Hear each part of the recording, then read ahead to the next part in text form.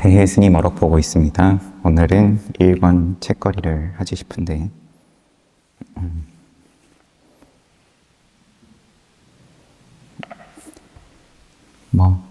특별할 건 없습니다. 28번째 상당설법은 이제 지난번에 본 거지만 또 보죠. 유어간이 청하자 법당에 올라서 말했다. 한 번 헤어져 20년 문득 다시 만나네. 이제 정황상 유배 귀양살이 하시기 전에 2년이었는데 귀양살이 15년 하시고 돌아와서 지내던 가운데 만난 모양입니다. 100번 단련한 정밀한 금처럼 처음부터 끝까지 변함없는 세계로다. 늘 바뀌지만 그 가운데 변하지 않는 무언가, 뭐라고 얘기를 하든 아니면 또 뒤집어서 얘기를 할 수도 있고 다 변한다 할 수도 있고 처음부터 끝까지 처음과 중간과 끝이 변함이 없다. 그걸 금이다. 이것저것 잡다하게 섞여도 뭐 금은 금이지만 근데 시간 지나면 불순물이 있으면 금도 색이 변하는지 100번을 단련했다. 정밀하다. 단련을 말하려고 들면 또 끝이 없는 거겠지만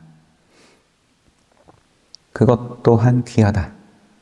늘 모양 없는 걸 얘기하다 보니까 그렇지. 모양 없음을 입에 올릴 자격은 그러면은 모양 있는 입장에서도 한번 최선을 다해봤냐? 최선을 다했다. 다 나름대로 최선을 다한다 하지만 늘 나름대로죠.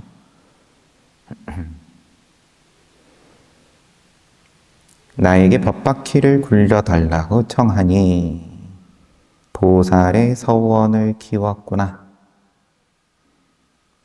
뭔가 20년 전에 비하면은 그래도 넉넉해졌다 싶은 느낌이신 건지 당장 여우 같은 의심을 끊어버리면 즉시 본래 면목을 깨닫는다네. 의심을 끊으면은 본래 면목이다. 의심은 어떻게 해야 끊어지냐? 큰 의심이든 미세한 의심이든 어린이들하고 법회를 하니까 이야기 나누면 억울함에 대해서 물어보면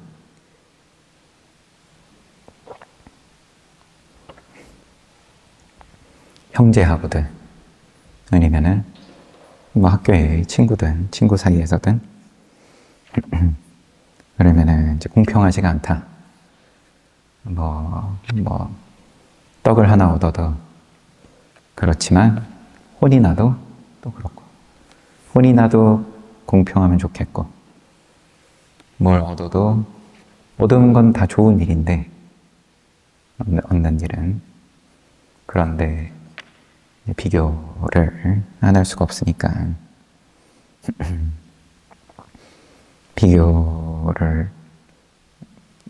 비교가 기본인 그런 오온을 지니고 쓰고 있으니까 불공평하다. 왜 쟤는 2대 맞고 저는 3대 맞습니까? 아니면 개수로든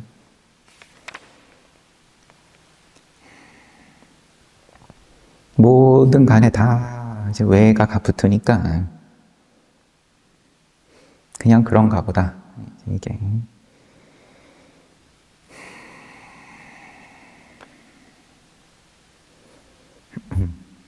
근데 그 힘으로 또 사는 거니까요. 29번째, 상당고화살법. 근데 그거 안 해도, 그거 안 하고, 그거 안 하면은 죽을 것 같으니까. 그거 안 해도 살 수 있다. 그거 안 하면 더 잘 산다.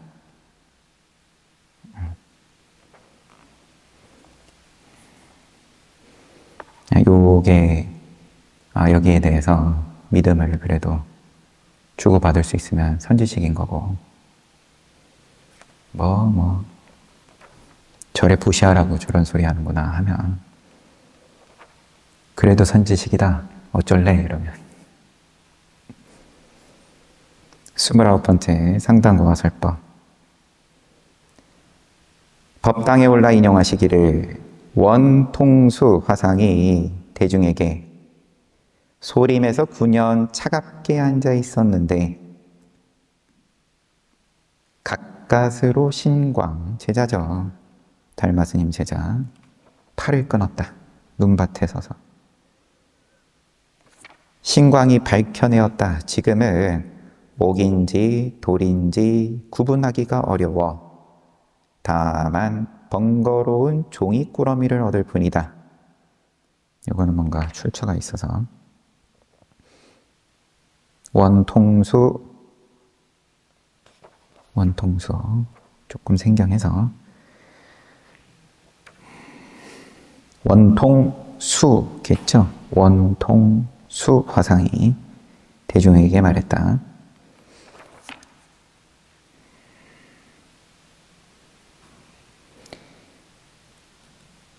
근데 원통수 화상이 지금 소림에서 9년 차갑게 앉아 있었는데 달마스님 이야기를 하고 가까스로 신광이 밝혀내었다. 법이 그래도 끊어지지 않았다. 지금은 옥인지 돌인지 구분하기가 어려워 다만 번거로운 종이꾸러미를 얻을 뿐이다. 이 내용은 법수 원통선사라고 하고요. 법당에 올라서 말씀하시기를 5등 회원에 나오는 내용이 소림에서 9년 차갑게 앉아 있었는데 가까스로 신광이 밝혀내었다. 지금은 옥인지 돌인지 구분하기가 어려워 다만 번거로운 종이꾸러미를 얻을 뿐이다. 알겠느냐? 나를 보고 웃는 사람은 많아도 나를 비웃는 사람은 적을 것이다. 이런 내용이 5등 회원에 나오는데 한 구절이 더 있어요. 지금 대스님께서 인용을 하시는 가운데에서는 뭐라고 하시냐? 이것 한 개, 저것 한 개, 또 한 개. 만약 눈 밝은 사람이라면 어찌 거듭 말해줄 필요가 있으랴. 이렇게 인용을 하시고 대스님께서 내가 오늘 담비 꼬리에 개 꼬리를 잇는, 모르긴 몰라도 담비 꼬리는 뭔가 귀한 특산품이겠죠. 개 꼬리를 갖다 붙이는 어리석음을 면하지 못함이 조금 있는 것 같구나. 담비 꼬리에 개 꼬리를 갖다 붙였다.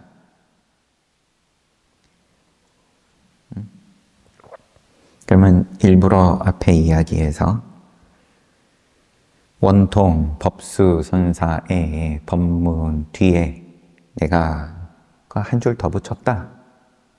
이것 한 개, 저것 한 개, 또 한 개. 만약 눈 밝은 사람이라면 어찌 거듭 말해줄 필요가 있으랴. 요거를 말씀을 하시는 건지 여튼 개꼬리를 잇는 어리석음을 면하지 못함이 조금 있는 것 같구나. 늙은 오랑캐가 9년 동안 언어에 사로잡혀 있었는데 애석하게도 당시에 용서해 주었으니 오늘에 이르러 묵조의 무리들이 귀신굴 속에서 몇 년이고 앉아만 있는 것이다. 늘 묵조를 비판하는 입장이셨는데 우리 서장 볼 때는 편지에 건너뛰는 편지가 없을 정도로 늘 묵조를 비판을 하셨었는데 그러고 보니까 지금 요 어록을 볼 때 묵조 얘기는 거의 안 나왔죠. 법상에 올라가셔가지고는 따로 뭐 이렇게 비판을 안 하신 모양이에요. 늘 그냥 당신 법만 쓰시는 거지.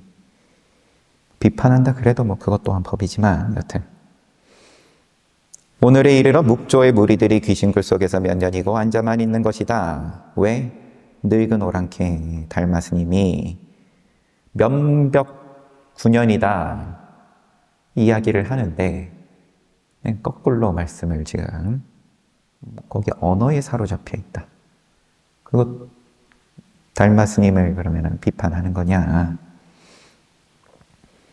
모양이 책을 봐도 언어에 사로잡히는 거고 그러면은 벽 보고 앉아가지고 정진하는 것도 모양으로 하냐? 받아들이는 입장에서 달마스님을 그럼 배우는 입장에서 그걸 모양으로 받아들일 것 같으면 그러면 그것 또한 언어이고 생각이고 모양이고 그거 흉내내가지고 묵조의 무리들이 귀신굴 속에서 몇 년이고 앉아만 있는 것이다. 이것 한 개, 저것 한 개, 또 한 개. 비록 입이 아프도록 간절히 말해주지만 도리어 나뭇가지 끝에 스치는 바람과도 같구나. 한 개, 한 개, 한 개. 입이 아프도록 간절히 말해주지만 도리어 나뭇가지 끝에 스치는 바람과도 같구나 하고 끝나셨는데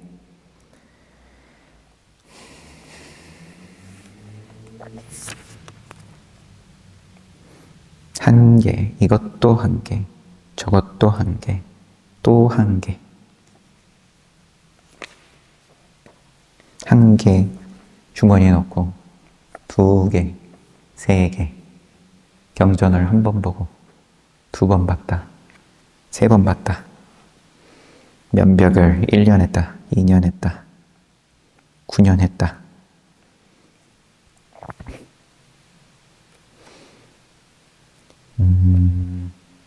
주석에 뭐 구미속초 담비꼬리의 갯꼬리를 잇는다. 훌륭한 문장에다 하찮은 문장을 이어붙이는 것을 일컫는다. 그리고 화타란 타언구중과 같이 말 속에 떨어졌다. 말 속으로 말려 들어갔다. 화타란 본질을 잃어버렸다. 입을 다물고 면벽을 했는데 도리어 말에 떨어져 있다라고 하는 것은 말이든 아니면은 침묵이든 있든 없든 어차피 다 양변, 모양에 떨어진 거다. 30번째 하한거 결제 법문. 우리도 결제가 얼마 안 남았지만 하한거 결제날 법당에 올라 말했다. 1년에 한 번 해제하고 1년에 한 번 결제한다. 동한거는 어떻게 되지? 중국이니까 동한거도 하셨을 텐데 그러고 보니까 동한거 결제 해제 법문이란 타이틀을 못 본 것 같네요. 여튼 다만 이 한 개의 일일 뿐인데 결제날 하시는 말씀이 늘 이 일이다. 아니면 이 한 개의 일이다. 어찌 다시 여러 말을 하겠는가? 여러 말을 하지 않으니 저울추를 밟으면 무쇠처럼 단단하느니라. 저울추를 밟으면 무쇠처럼 단단하다. 저울추는 기준점이니까 본래 면목을 가리킨다. 보통 비유로서. 그런데 저울추를 밟으면 무쇠처럼 단단하다. 이렇게 대해보각선사 제 경산능인 선언어로 제6권이 끝나고 대해보각선사 탑명 요거는 뭐 1권 뒤에다가 붙여놓으셨지만 한번 보죠. 돌아가신 다음에 탑을 모시고 뭐 부도탑, 일란지 그리고 또 자격 있는 자가 글을 쓰는 거죠. 융흥 원년 1163년 8월 10일에 대선사 종고 스님께서 경산의 명월 땅에서 시적하셨다. 돌아가셨어요. 가을에 가셨습니다. 8월 10일 음력으로.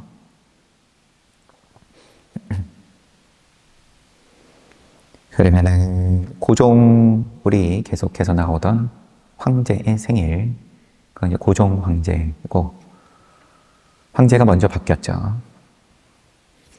귀양을 보냈던 황제이자 또 복권을 시켜준 황제인 거예요. 그리고 다음 황제는 효종.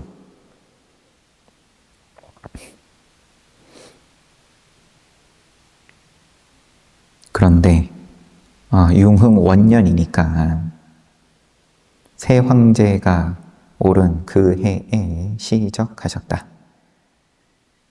그런데 보니까는 지금 이 글을 쓴 분이 우리 서장에서도 봤지만 장준 진국태 부인의 아들 재상, 둘째가 재상이었죠. 헷갈리네요. 두 아들 모두 국태 부인 포함해가지고 모두 대스님하고 가르침을 받았죠. 대스님께. 그래서 지금 장승상이 탐명을 써줬어요. 시적하셨는데 황제께서는 그 소식을 듣고 아깝다고 탄식하시며 조칙을 내려 명월 땅을 묘희암으로 하시고, 묘희암이에요. 보각이라고 시호를 하사하시고 스님께 탑의 이름을 보광으로 하고 임금님의 은혜로서 아름답게 만들었다.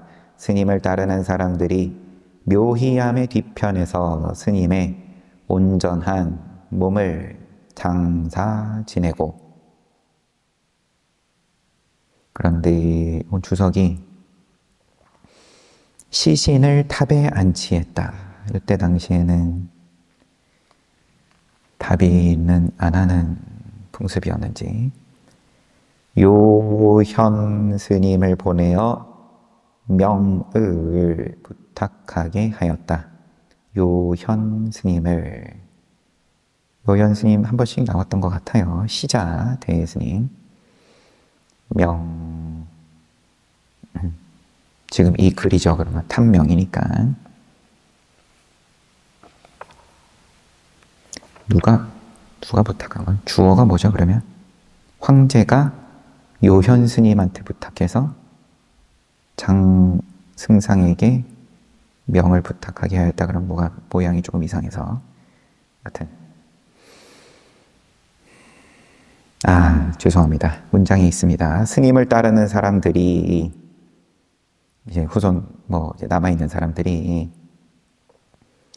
요현 스님을 보내어 입적하신 소식도 전하고 궁에 황제께 이제 탑명을 부탁했다.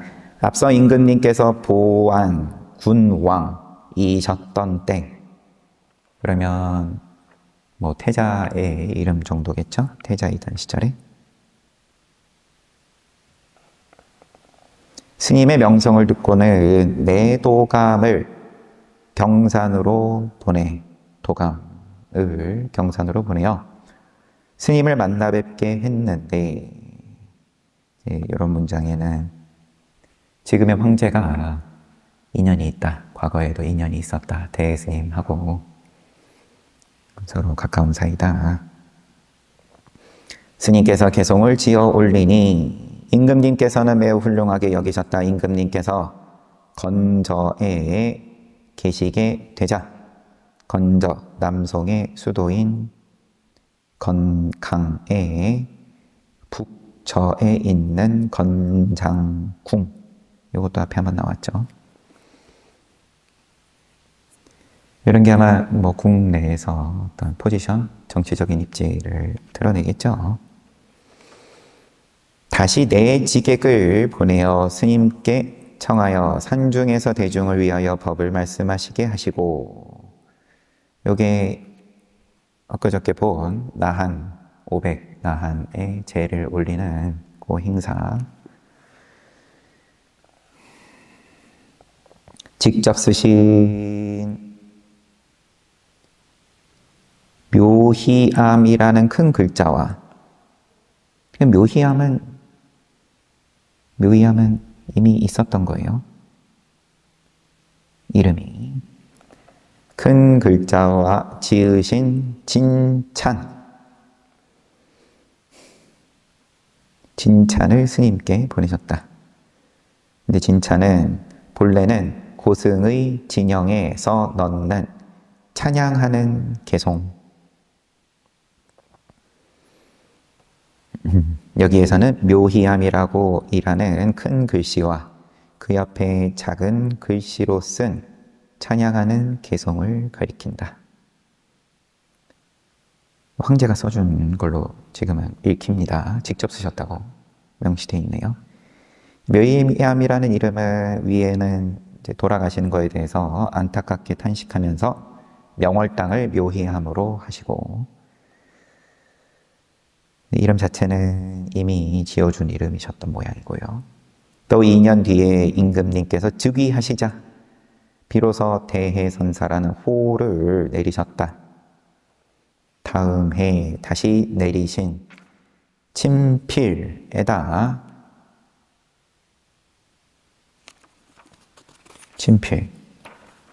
어보를 가지고 도장을 찍으시니,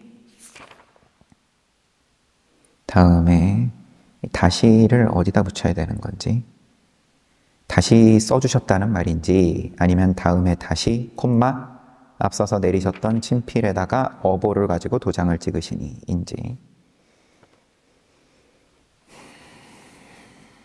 한자도 떠듬거리고 한국말도 떠듬거리고, 그 은총이 더욱 두터웠으나 스님께서 돌아가시고 말았다. 황제에 그러면은 인감 도장 찍어 준 거예요.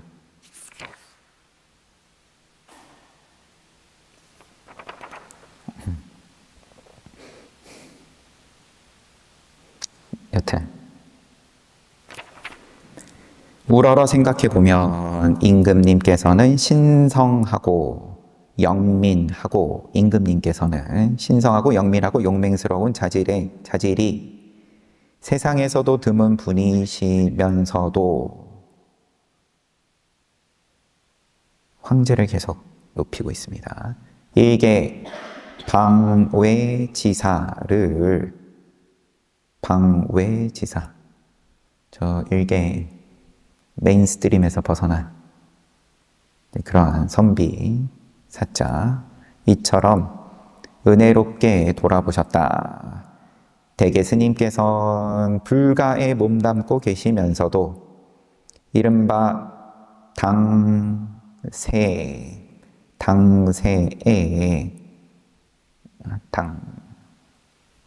당대 세상에 우뚝하고 걸출하신 분으로서 충성과 감화가 지극한 곳에까지 이르셨다. 이 까닭에 임금님께서 마음을 움직이셔서 그 특이함을 아시고는 그 훌륭함에 찬탄하신 것이다. 우리 임금님은 이렇게 훌륭하시고 황제를 먼저 높여야죠. 그 다음에 그렇다 보니까 또 이렇게 훌륭한 대종고 스님을 놓치지 않고 살뜰히 챙겼다. 옛날에 성현으로부터 마음 전하는 것을 배움으로 삼아 진실로 밝게 봄 바탕에 개합하여 변화가 일어났다. 누가 그렇죠?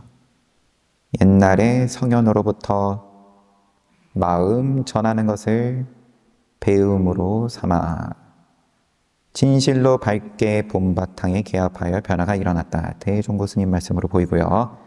서방의 가르침은 부처님, 땅의 가르침은 마음이 공임을 가리켜 궁극의 해탈로 삼으니 마음이 곧 공이다. 대개 하나는 얻었으나 온갖 작용은 보지 못한다. 이제 이런 것들이 이제 대종고 스님께서 말씀을 하신 뭐죠? 묵조를 비판을 하신 이제 부분들이 담겨 있는 거죠. 궁극의 자리에 깨달아 들어가는 것은 아마 본성을 다한 자가 하는 일이라. 본성을 다한 자가 하는 일이라. 뒷날 삼종이 함께 성행하다가 임재종의 바른 전법이라는 이름으로 사람을 얻었다. 여기서 성행을 했다라는 삼종이면 이제 조동종하고 임재종하고 하나는 또 무엇일란지. 소리와 티끌에서 벗어나 한 법도 세우지 않고 근원으로 돌아가 곧바로 들어가 소리와 티끌에서 모든 모양에서 한 법에서 벗어나서 한 법도 세우지 않고 근원으로 바로 들어가 증오 깨달음을 증득하는 것으로서 끝을 삼았다. 밝게 빛나며 움직이고 쥐고 펴고에 막힘이 없으니 마치 사자 새끼가 자제하게 논일며 전혀 두려움이 없는 것과 같다. 이것은 진실로 지식으로는 알 수 없는 것이다. 임재에서 6번 전하여 양기에 이르고 2세대를 거쳐 원오선사 극근이 5조 법연에게서 법을 얻으며. 갑자기 이름이 생각이 안 나서. 할아버지 스님이 누구죠? 할아버지 스님이 여튼 5조 법연인 거고요. 중주 할아버지가 이따 나오겠죠. 여튼 그래서 5조 법연, 원오극근, 대종고 2번의 조정을 거치며 그 도가 두루 성행하였다. 조정, 그 황제. 근데 원오극근이 2번의 조정을 거쳤다라니까 주석을 잠시 보겠습니다. 철종과 휘종 2 임금의 재위 기간에 걸쳐서 활동했다. 원오극근 스님. 그 다음에 이제 고종이고 지금이 효종인 거고요.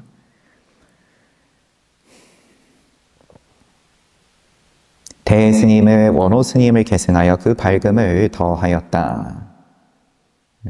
주석으로 좀 정리가 되어 있습니다. 읽어보면 임재스님부터 6번 걸쳤다고 우선 임재의현, 흥화존장, 남원해옹, 풍열연소, 수산성념, 분양선소, 자명초원, 양기방회, 그리고 거기서부터 백운수단, 5조법연, 원오극근, 그리고 대종고.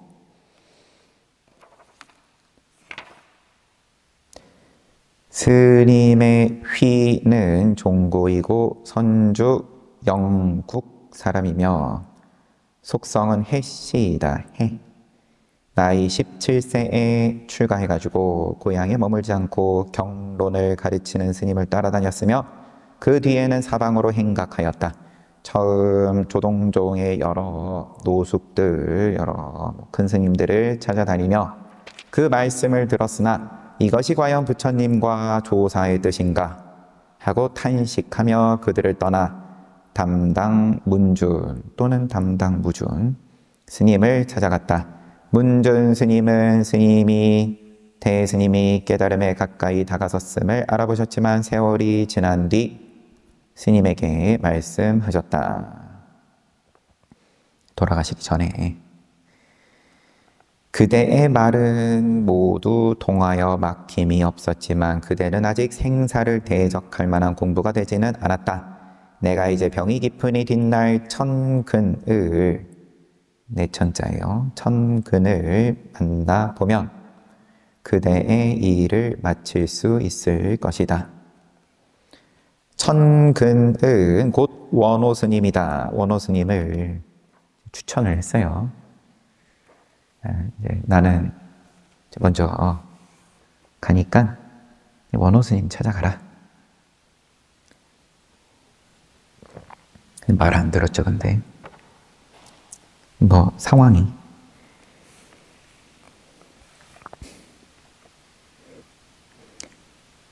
담당 스님이 죽자 대스님은 승상인 이때 이미 그러면 담당 문준 스님하고 같이 살면서 뭐 또 이렇게 수행을 한다라는 말도 좀 이상하긴 하지만 그렇게 같이 지낼 때 스승 모시고 같이 지낼 때 이미 그러면 승상하고도 이런 교류가 가능했던 상황인 건지 아니면은 담당 문준 스님이 이제 이미 궁궐에 이름이 높으니까 이제 돌아가셨다고 알리고 이런 게 또 그냥 예법이었었던 거겠죠. 승상인 장공무진을 찾아가 문준 스님의 탐명을 부탁하였다. 무진거사의 집에는 장무진, 천하에 뛰어난 사람들이 모여들었는데 선비들 역시 볼만한 사람들이 몇몇 있었다. 스님의 한마디 말에 뜻이 맞은 승상은 의자에서 내려와 아침 저녁으로 스님과 이야기를 나누었으며 스님이 머문 암자에 지금 장승상 이게 본인 얘기일 텐데 이 글을 쓰는 무진거사의 집에서 그렇게 인연이 되었다 그런 거예요. 그러니까 선비들 역시 볼만한 사람들이 몇몇 있었다. 이 말이 좀 겸양인 거죠. 본인을 포함해서. 스님이 머문 암자의 이름을 묘희라 짓고 묘희라는 이름은 이미 이때 나옵니다. 맞아요. 또 스님의 자를 담회라 짓고는 스님에게 말했다. 누가 이 얘기를 하는 건지. 중국어 자체가 이렇게 주석을 잘 생략을 하나 봅니다. 제가 잠시만요. 언어 영역이 부족해서 그런 건지. 스님의 한마디 말에 뜻이 맞은 승상은 그 장승상이라고 보는 게 맞을 것 같습니다. 묘희라고 암자의 이름도 짓고 이게 중요한 건 아니니까요. 스님의 자를 담회라 짓고 스님의 자를 짓고 스님에게 말했다. 그대는 반드시 원호 스님을 만나보아야 합니다. 내가 그대가 만나러 가는 것을 돕겠습니다. 이윽고 나루터에서 여행짐을 꾸려 수도로 올라와 천령사에서 극근 스님을 만났다. 이때는 수도가 개봉, 북송의 수도. 하루는 원호 스님하고 이때 인연이 된 게 아시다시피 담당 문준 스님 돌아가시고 거진 10년 지나서예요. 20대 후반에 그렇게 담당 문준 스님하고 헤어진 건데 37, 그 정도의 원호 스님 만났습니다. 하루는 원호 스님이 상당하셔가지고 설법을 했는데 스님은 확 뚫리며 신통하게 깨달았다.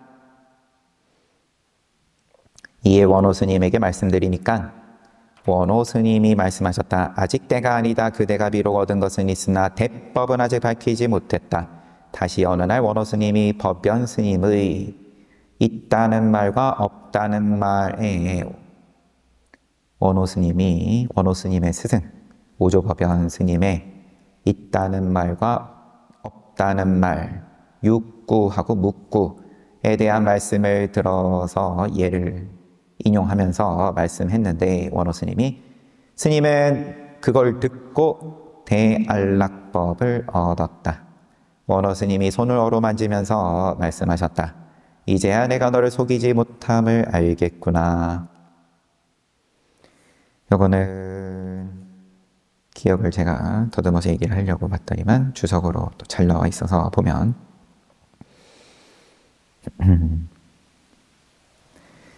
여기 아직 아니다. 너가 대법을 아직 밝히지 못했다. 이 부분이 무슨 시자라고 했죠?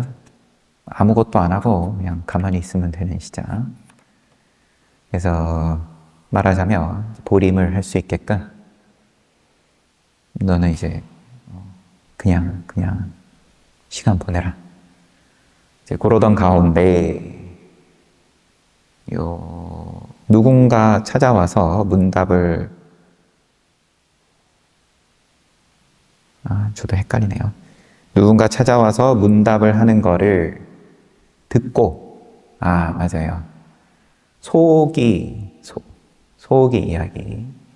그러면은 이제 새소리를 담장 밖에서 내고 그러면은 이제 그게 누구 들으라고 하는 거겠냐. 이제 뭐 이런 이야기를 통해서 이제 변화가 한번 오고 그런데 자 너는 지금부터 딴 거 하지 말고 그럼 시간 우선 보내라. 이런 시간을 갖던 중에 이 이야기로 넘어오는 거예요. 원호 스님 방에서 육구와 묵구가 등나무 덩굴이 나무에 기대어 있는 것과 같다는 말을 듣고 대스님이 원호 스님께 듣자 하니 스님께서 오조 스님 회하에 계실 때 스님의 스승하고 계실 때 이 말을 물었던 일이 있다고 하던데 그때 뭐라고 하셨습니까? 그런데 원호 스님이 묻기만 하고 대답을 하지 않았다. 스님은 이미 여러 번 물음에 답하셨는데 이제 말한들 무슨 상관이 있겠습니까? 원호가 마지못해서 말했다. 내가 오조 스님에게 육구와 묵구가 있다. 그 다음에 없다. 등나무 덩굴이 나무에 기대어 있는 것과 같다는 뜻이 무엇입니까? 하고 물었더니 오조 스님이 그리려고 해도 그리지 못하고 말하려고 해도 말하지 못한다 라고 하셨다. 그래가지고 내가 지금 원호극근 스님 말씀인 거죠. 계속 내가 다시 나무가 쓰러지고 등나무 덩굴이 말라버릴 때에는 어떻습니까? 나무도 등나무 덩굴도 둘 다 없을 때는 어떻습니까? 그러니까 오조 스님이 서로 따라온다 라고 말씀하셨다. 스님이 그 자리에서 화련히 크게 깨닫고는 이 원호극근 스님이 그러니까 원호극근 스님의 여기까지의 말씀을 듣고 대스님이 화련히 크게 깨닫고는 제가 알았습니다. 원호 스님이 차례차례 여러 인연을 가지고 물어보니 모두 답하여 막힘이 없었다. 이에 원호 스님이 기뻐하면서 내가 너를 속일 수가 없구나 하고 임재 정종기를 부촉하고 기실을 담당하게 했다.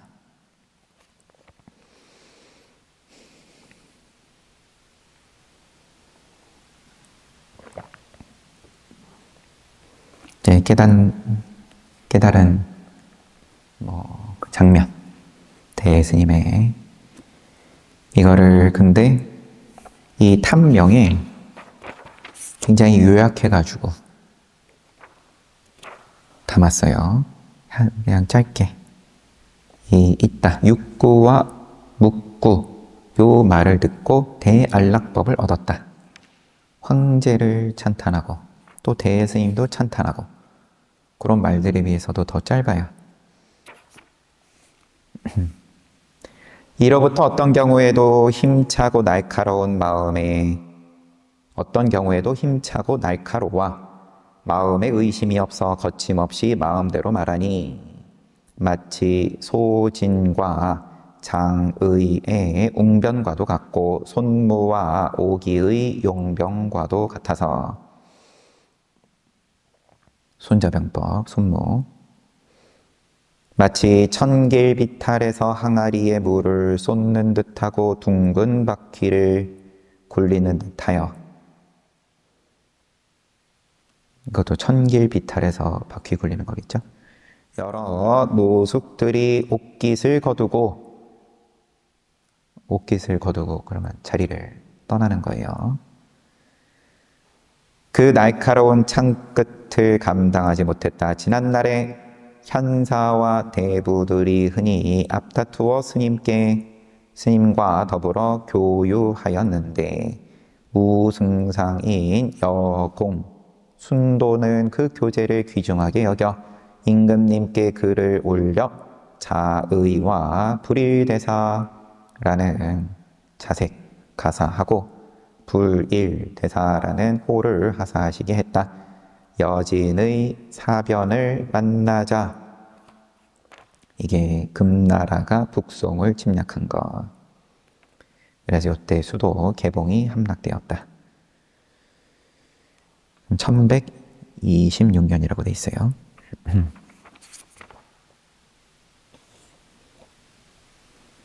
이게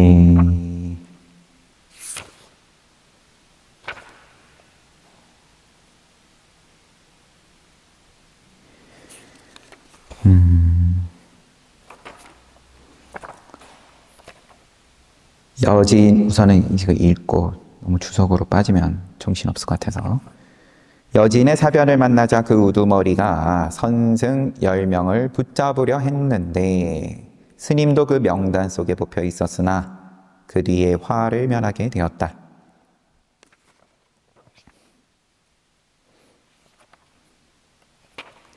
대개 귀족들은 양자강을 건너 남쪽으로 피난을 갔는데 원호스님은 당시에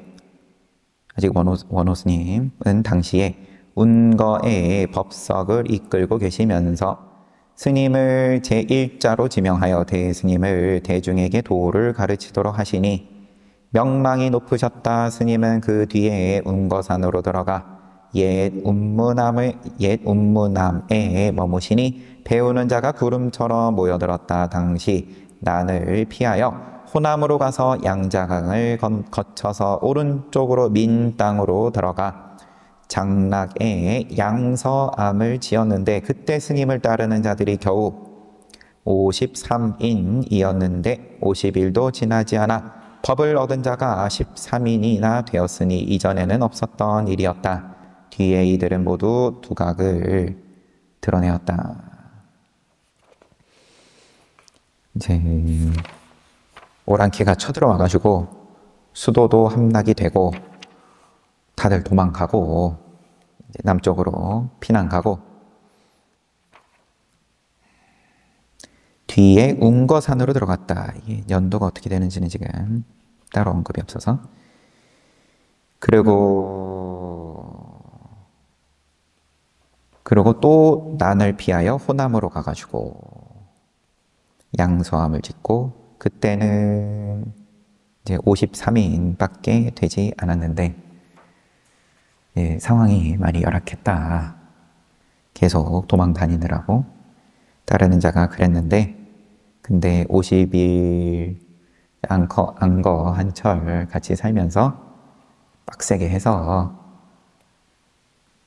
법을 얻은 자가 13인이나 되었다. 큰 인물들이 그때 나왔다. 처음 급사인 강공소명의 청에 응하여 속의 운문함에 머무르셨다. 준이 촉에 있었을 때, 지금 장준이죠. 탐명을 쓰는 원호 스님이 직접 대스님에게 부촉하시면서, 스님을 일러 원호 스님이 직접 스승이 대스님에게 부촉하시면서 스님을 일러 법의 골수를 진실로 얻었다고 말씀하셨다. 이게 대스님에게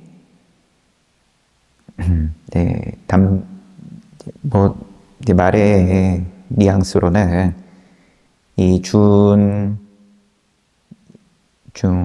장준, 승상에게 대해 스님, 내 제자가 나의 법을 이었다. 앞으로는 나 간 다음에는 여기를 믿고 따르면 된다. 이렇게 부촉했다. 스님을 일러 법의 골수를 진실로 얻었다고 말씀하셨다. 준이 조정으로 갔다가 이윽고 이만의 경산으로 스님을 모시니 독법의 성대함이 한 세월을 뒤덮었고 고생을 받아 않고 먼 길을 걸어 찾아오며 오직 스님을 너무 늦게 찾아뵙지 않을까봐 걱정하고 오직 만나 뵙지 못할까봐 걱정할 뿐이었다. 자기 얘기예요. 찾아오는 사람들을 더 이상 수용할 수 없게 되자 1000명의 스님들을 수용할 수 있는 널찍한 집을 지어 그들을 머물게 하니 무릇 2000여 대중이 되었다. 네, 이제 나머지는 제가 또 내일 마저 봐야 될 것 같고. 탐명이라는 글이 이제 역할이 이런 거겠죠. 공부를 하는 우리 입장에서야 대스님께서 어떻게 수행을 하시고 이제 이런 이야기도 중요하고 뭐 지금의 이 이야기도 중요하죠. 근데 탐명은 대스님 지금 찬탄하기 위한 거니까 깨달으시지 못했을 때, 그 다음에 어찌어찌 수행해서 깨달으셨을 때, 이 이야기를 굳이 많은 분량을 할애할 필요는 없는 거죠. 그냥 깨달으셨을 때 얼마나 훌륭했고, 황제가 얼마나 잘 챙겼고, 나 또한 얼마나 잘 모셨고, 뭐 나라기보다는 승상의 입장에서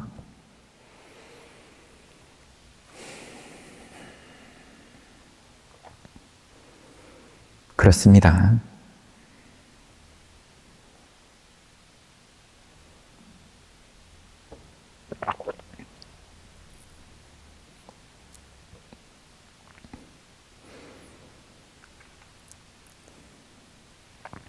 일요일인데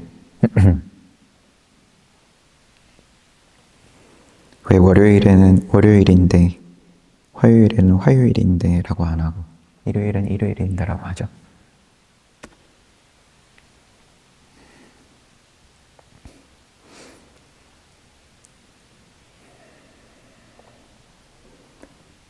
돌아서면은 또 뭐 한 주 지나 있고 늘 그러니까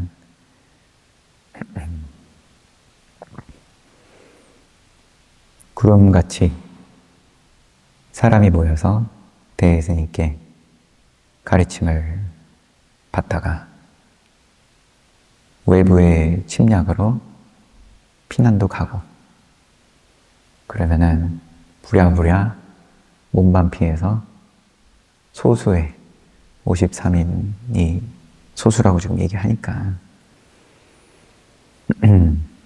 그런 힘든 상황에서도 함께 정진하면서 공부인은 늘 나오고 또 기세가 좋을 때는 2000여 명이